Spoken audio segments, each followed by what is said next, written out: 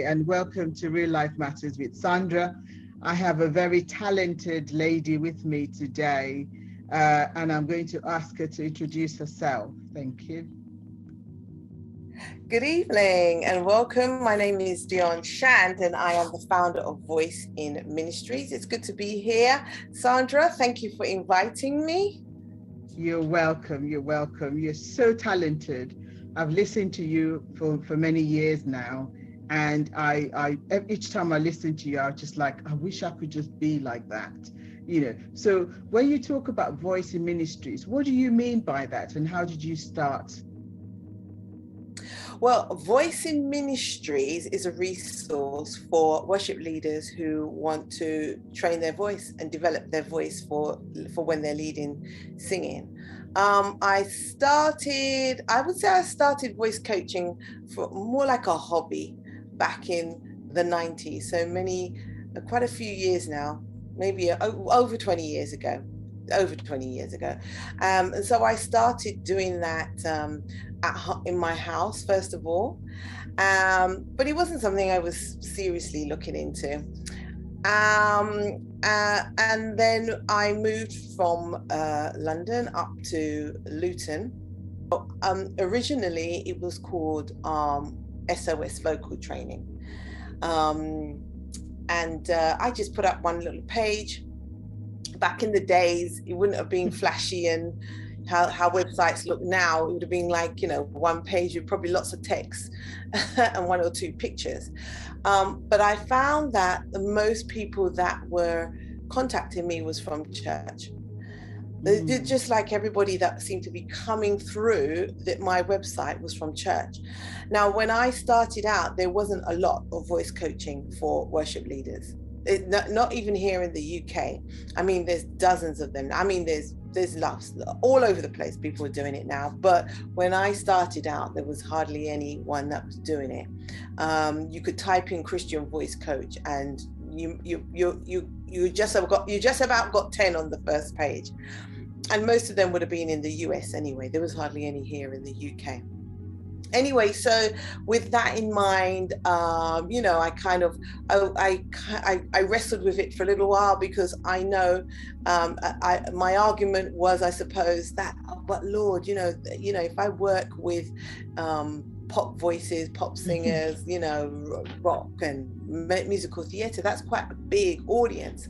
But I just realized that there was this need for good, comprehensive, professional voice coaching within the kingdom. And so Voice in Ministries was born. When I started, I just started as a hobby and earn extra income as SOS Vocal Training beds.co.uk. That's where I started. But because many of the people who were coming to me were from church, they were singing in the choir, they were singing in the worship team, they were singing, maybe they were developing their ministry, but there was no resources out there, especially in the UK.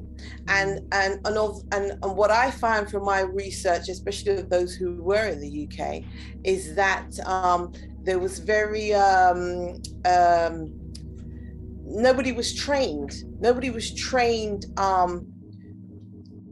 know and understand voice. So I recognized the need, is what I'm going to say. I recognized the need, and I said, okay, let's go in and let's focus on training voice. And the thing is, what you have to understand as well is that at that time, this is like 2008, nobody's really interested in voice. Nobody's interested. There are no pioneers at that point. There's no one you could follow. I could only step out, and with the knowledge that most of my students were from church.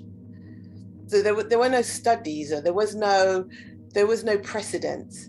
All I had was most of my students were from church. There has to be a need. There has to be a demand for this somewhere.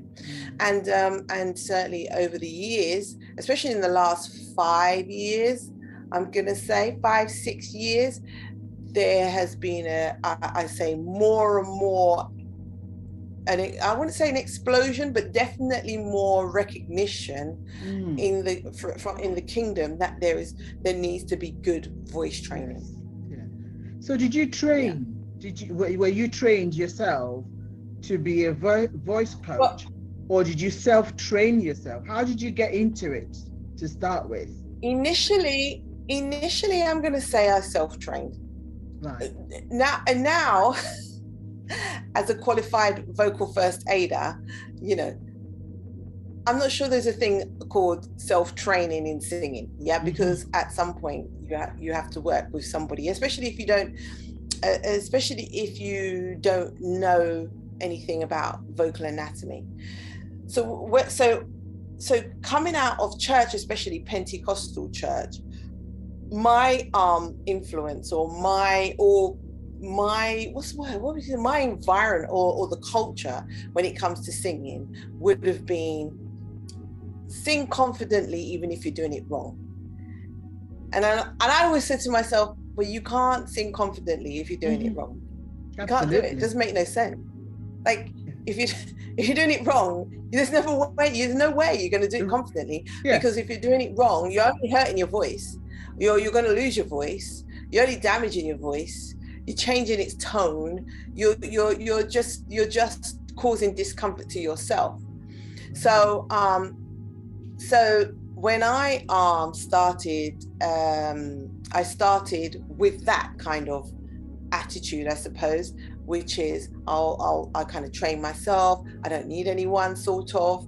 Well, not that there was anyone around anyway, so I suppose I'd have to self-train. But what I realized was, if I'm going to serve my clients or my students well, I need to have solutions to particular problems. See, there's only so much you can do on do, re, mi. You know, at some point you have to understand the voice. And my journey was obviously going onto YouTube, but with YouTube, it was confusing.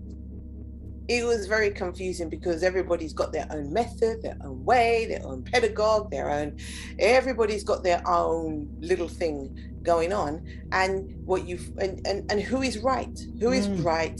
Who is wrong? So for me, what I wanted to do was find out all these methods of teaching. Everybody's got their own style, their own way, all these hundreds and hundreds of different exercises. What do they all agree on? And so when I find out that they agree on maybe about 5 principles, that's what I wanted to focus on. But the unlocking of my learning was understanding voice.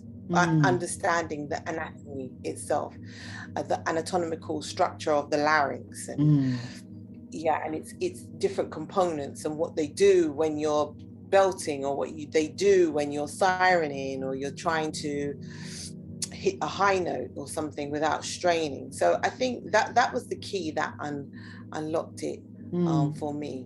So over the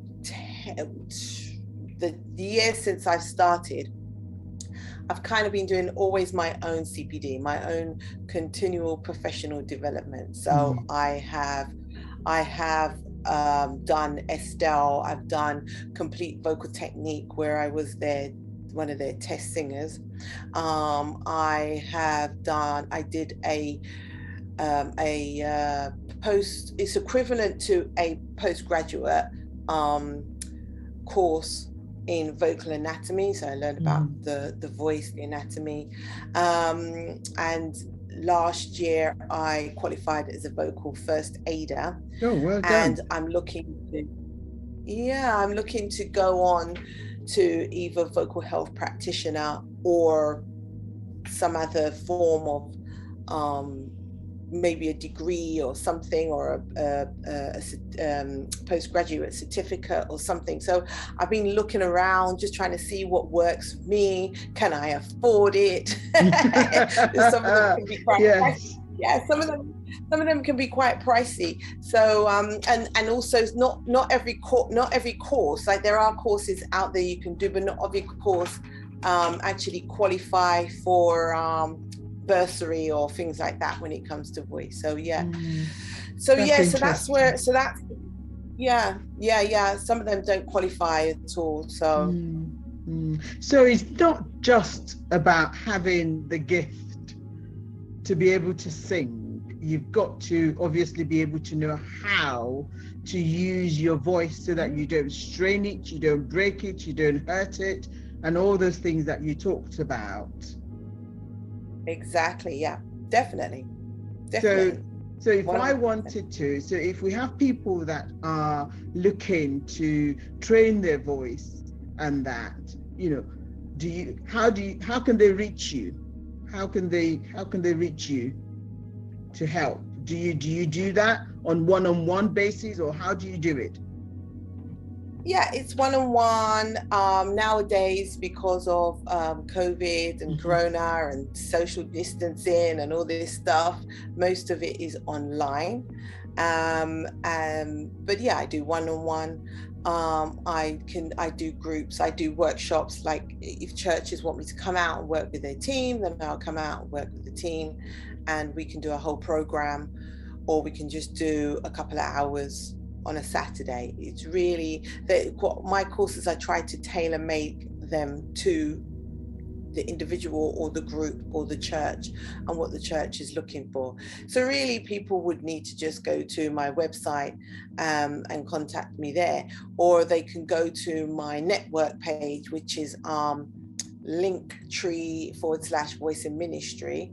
Linktree is quite, I'll spell it out because it's a weird one. So it's linktr.ee/ministry. That's brilliant. /voice in ministry. /voice in ministry. Yeah. That's wonderful. Yeah. So there's ways. But if you just type in voice in ministry, in fact, voiceinministry.uk, yeah, not .co, not .com, just .uk, and obviously people will be able to follow me through that way, and read up more about what I do. Do you train children as well?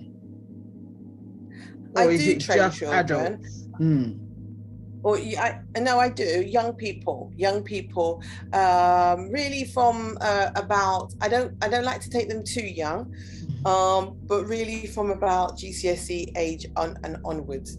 So which is normally around 13, 14, 15 and climbing upwards.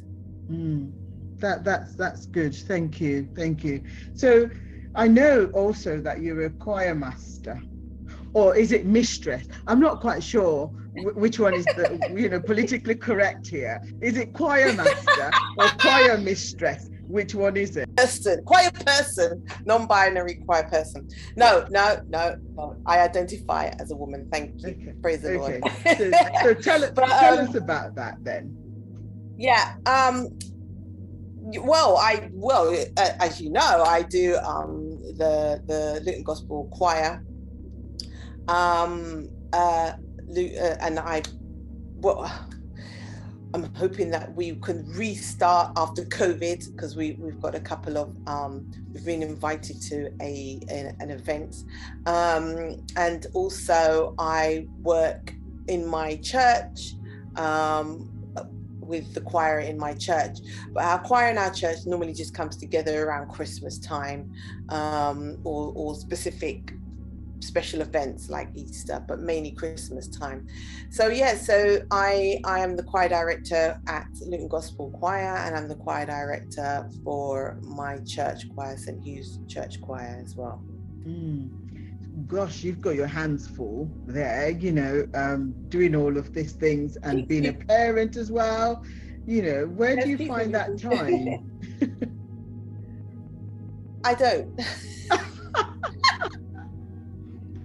You just make it happen. I don't. We just have to make it happen. Like, well, today I had plans, but because my granddaughter didn't really want to sleep, or she'll sleep for a couple of minutes or an hour, and then she's up again, and then she wants to eat what's in my hand. She wants to play with her toys. She wants to, so, you know, time. I catch the time where I can, because it's very hard to what's the word, plan out what you're going to do with a little baby in the house. So, like, you know, this is what I'm going to do, this, I'm going to do that, I'm going to do this, because if she wakes up, or I have to look after her while her mum's at work or something, then time has to time comes to me. I can do whatever I can. but that being said, during the week I have specific days when I teach, so, and those are pretty much they're pretty much set. And I don't, those tend to, actually, they're okay, and I've never had to not do a lesson because of, you know, a grandchild or a child. I'm able to do the lessons generally because they're kind of fixed. But, you know, moments like this on a weekend where I need to get lots of stuff done, it's a little bit more difficult. Just try and fit it in as you can. So what does it entail then, being the choir person or lead in a church, in your church? What does that involve? Well, it's similar to any choir, really, which is you would need to arrange the songs, i.e., you know, sort the songs out, what songs are going to be sung, and then you would send out the parts, and give them time to learn the parts, and then we come together for the rehearsals. And, well, initially we'll go for a practice, and then we'll go for rehearsals. So it's pretty much the same. A lot of choirs kind of do the same thing. I don't think I am reinventing the wheel with that one. Is it true then that only some people have the right voice to sing, so not all of us can sing, basically? Is that true? Yeah. I would say that the only way you cannot sing or you cannot lead is if you have a vocal injury. If you have a vocal injury, then, and that impacts on the way that you sing and the way you speak, then you're not going to be able to sing, and you're not going to be able, and you're going to have effect. It's going to affect your speech. It's going to affect your singing. Injury does that. People heard it 100 times before. I don't think, again, I'm not reinventing the wheel. Everybody can sing. If you can speak, you can sing. The two go together. But it's like a spectrum. Yeah, you have different people at different places on that spectrum. Some people won't sing, can't sing, never will sing. They're at that end, even though they can, but somebody needs to show them.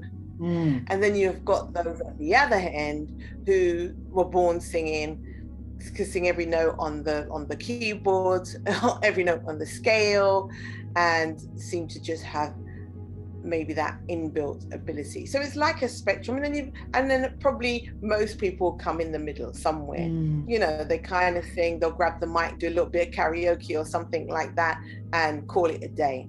So in my head, there's a spectrum, but even if you're at the other end and you honestly believe you cannot sing, I would want to change your opinion about that. What if they were tone deaf? Tone deaf people. Okay, yeah. Well, I'm not sure if I've ever worked with someone who is completely tone deaf. I've worked with people who are, well, I've worked with someone who is actually deaf and they wear their hearing aid. But they're not tone deaf. They are deaf.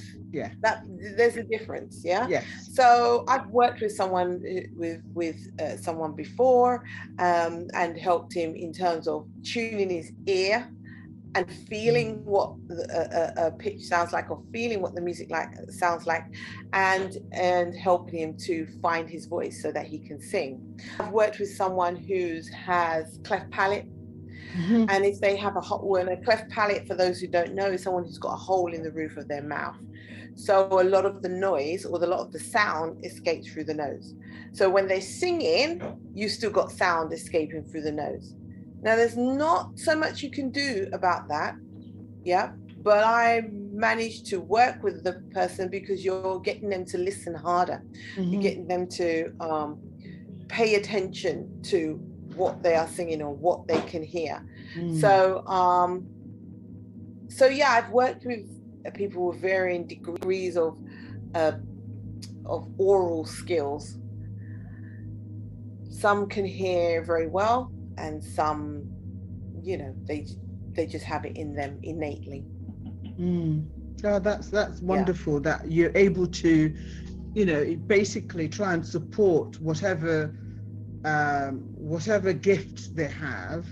You know, you try and support them and enhance that gift in them for as long as they want to, because some people, as you said, don't want to do it, and there's nothing you can do to but some people, shift them. Yeah, some people don't want to do it because they think they can't do it, and don't want anyone to laugh at them.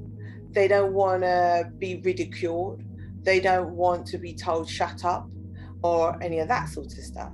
And when you understand that, you have to then think about, maybe, well, for me, I start to think about the character of the person. Yeah, that person is likely to have had experience somewhere along where people say you can't sing, or, you know, as often happens in choirs, people are told to move or go there, or they're just left out, or move off the mic. All these kind of what they call them passive aggression or micro aggressiveness. People experience those things, and then they internalize that. And so they don't want to be told, which is right. Who wants to be told you can't sing? Who wants to be told, you know, you're not good enough? Nobody wants to be told that. Yeah. So, you know, I would work with someone, if they say they can't sing, it's not nothing that I can't overcome as a voice coach. I need to show them that they can overcome it. Yeah. Because it's them that needs to overcome that insecurity or lack of confidence. And so what is your greatest achievement, and how far have you gone outside? Have you gone outside of the UK to either coach or take part in your choir ministry? I mean, I've been to Germany. So I've been to Germany to teach. I've been to Germany a couple of times to teach. I've been to Amsterdam, into Holland to teach, or the Netherlands. I've taught in Denmark as well. So there's places I've been out and about, and teaching. It would be nice to go a little further. My dream is to be able to reach to places like the Philippines and Singapore and Vietnam, Cambodia, Southeast Asia. That's where I would like to really work, is in those places. And they often told that, oh, US is the biggest market and so forth. I know it is. I don't have to worry about US. But let's look at, Philippines, and let's look at Africa. Let's look at what is being provided there, because all the good stuff can't go to one place in my mind. Absolutely. And the kingdom of God, the kingdom of God does not start and end in America, is in my mind. Or it doesn't start and end in the UK. Exactly. It's not limited to a place or continent, is it? No, it's worldwide. Exactly. right across the world, across the world. So what would you say your greatest achievement is then? My greatest achievement? So What's my far? greatest achievement? My greatest achievement so far is changing people's perspectives about their voice. There's nothing, my greatest achievement, there is nothing that gives me more joy than when people realize they can sing. Yes. There's just nothing more satisfying than that. Yes. That has to be my greatest achievement. And I've seen that several times. There can be nothing more satisfying than that. Honestly, they cannot be more satisfying. When people have tried to get solutions and they're in their choir and the choir director is telling them giving them instructions, but how do I do it? Or, sometimes the choir director cannot teach you because of time, their own self. And then you get stuck, and then you get in this kind of rut. Then you start getting into this cycle of fear, lack of confidence, poor vocals. They're all tied in together. And then you ultimately think, I cannot sing. My greatest achievement is showing them, or showing a student, yeah, you can. Here we go. Yeah. I worked with a lady who had been told over and over again she couldn't sing. Over and over again she couldn't sing. She sent her daughter to my studio, actually, first of all, and I worked with the daughter, and obviously the daughter has gone back and told mum. Mum has come along now for lessons to be told, and I told her, well, yeah, you can sing, you just sung. And literally it was a weight off her shoulder. The lady was in tears. It was such a huge weight because she'd always been told she cannot sing. She'd always been told that. Wow. Yeah. As I said, people on different spectrums, people might have different things going on. But singing is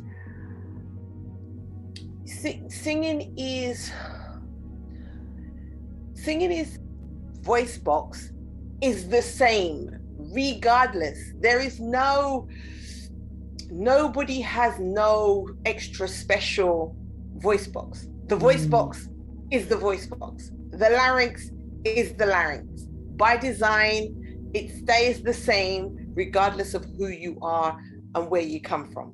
Regardless of your background, regardless of your language, regardless of your status in life, rich, poor, it doesn't matter. Your voice box, this larynx, is the same, regardless. That's it. It's purposed by design. Do you see what I'm saying? Mm-hmm. So when people, when someone comes to me and they say, oh, I can't sing or something, or they, in the back of my head, well, you have the same thing I have. You have the same thing that Mariah has, or Kim Burrell, or whoever your artist is that you follow, you've got the same thing as them. That's it. Now, if her goal really was to demonstrate to herself, or a personal demonstration to herself, I can sing. Yeah. We took her through 2 grades. She got her grade 1 and she got her grade 2 in voice. And it was me who asked her, well, you've proven that you can sing. What do you want to do now? Her goal was she wanted to prove, or just build her confidence in her voice. She got grade 1, she got grade 2. What's your goal? Because she's not trying to be a professional singer. She's not trying to be, she just wanted to know to herself she could sing. She did grade 1, passed, grade 2, passed. She was happy. Yes, absolutely. She would be, She was happy. Before that, she never would have thought she could do grade 1. She couldn't even sing. In her mind, she could not sing. People had told her she couldn't sing. Now, my greatest achievement is her being able to put those 2 certificates on her wall and say, I can sing. Absolutely. And that gives her a huge amount of confidence, no doubt. There you go. Now she could go back to church, she can lead worship. She can maybe talk a little bit more or communicate a little bit more with musicians, because part of what you're learning the theory side, you're learning the technical sides of it as well. So now she can go and have a conversation. Do you see? So yeah, my greatest achievement, I think, has to be, because that's the nobody, I would listen, everybody can sing. Yeah, if people are watching this thinking I can't sing, or I've been told I can't sing, or in the choir I've been made to feel I can't sing, or in the worship team and I feel like I can't sing, or I've been made to feel like it. You can sing. That's it. You can sing. All right.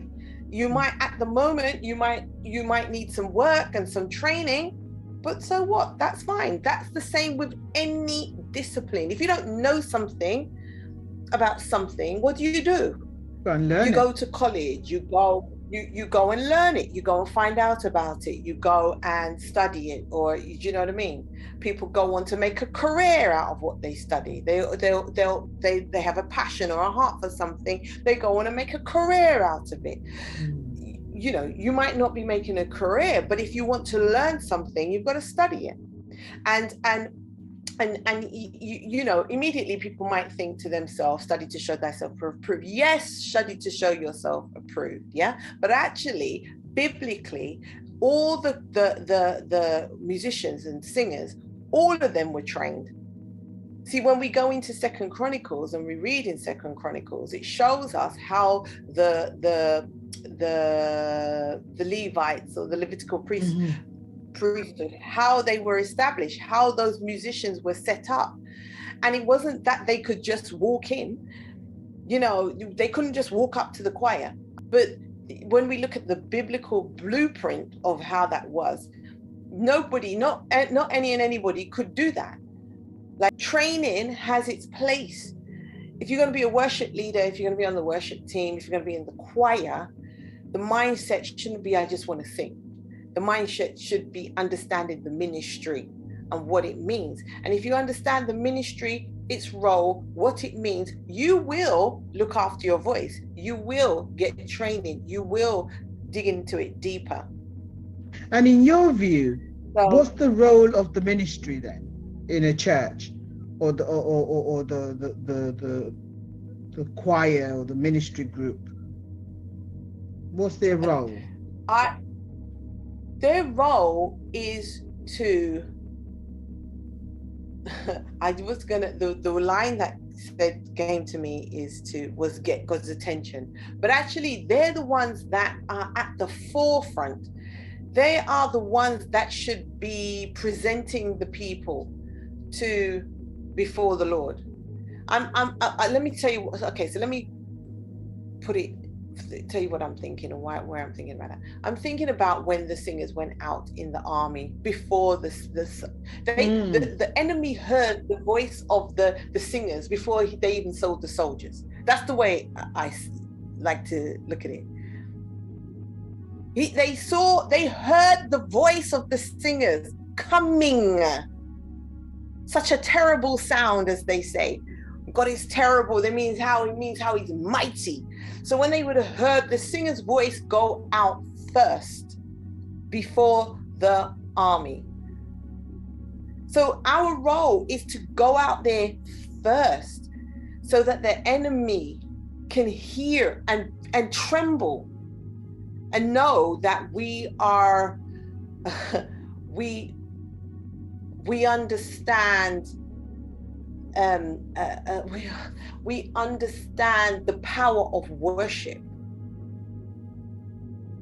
The power of worship is what brought down the walls of Jericho. the power of trumpets, the power of singing and praising brought down the walls of Jericho. Just when over David 7 fell days. when David fell into sin, he understood worship. He understood to bow before the Lord. He understood. And if you'll see throughout the Bible, you'll get loads of examples through the Bible where people understood worship and what you did at that point, at a particular point. So the point in the church where the worship is, we normally start with worship, should be us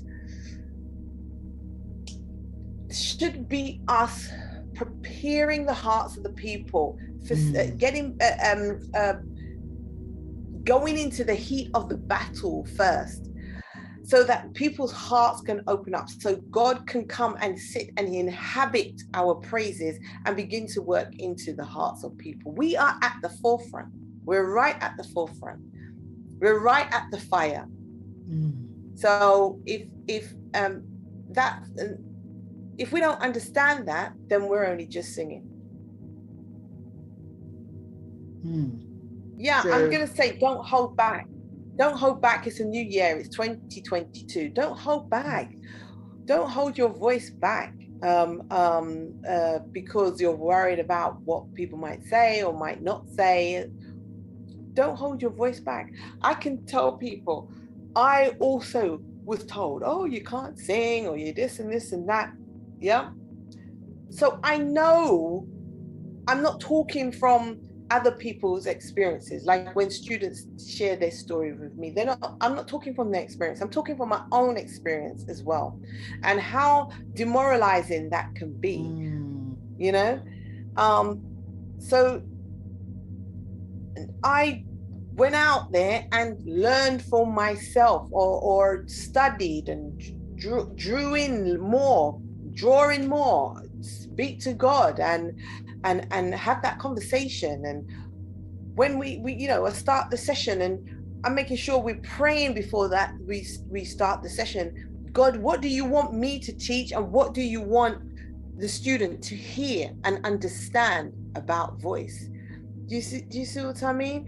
So if people want to learn to sing, I was going to say it's your God-given right to sing. It's your God-given right. It's your ability that you have from birth. Why shut it down? Why hold it down? Why suppress it?